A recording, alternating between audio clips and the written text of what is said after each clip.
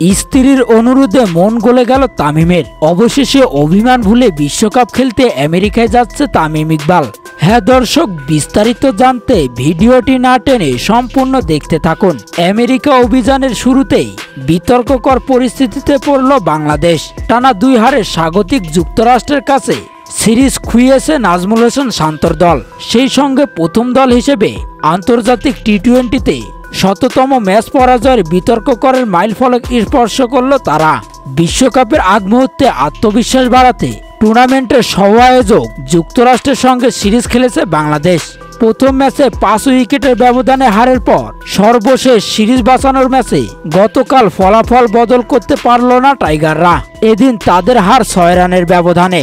এ ম্যাচে ওপেনিংটা ভালো করতে পারেনি নাজমুল হোসেন শান্তর দল। তামিম দল থেকে বাদ পড়ার পর বাংলাদেশের ওপেনিং নিয়ে হচ্ছে নানা সমস্যা। কেউ ঠিকঠাকভাবে করতে পারছে না ওপেনিংটা। তাই তো বিশ্বকাপের আগে যুক্তরাষ্ট্রের সিরিজের টিম টাইগার্সের ওপেনিংটা নিয়ে আশঙ্কা থাকলেও এবার স্ত্রীর অনুরোধে মন গলে গেল দেশসেরা ওপেনার তামিম ইকবালের।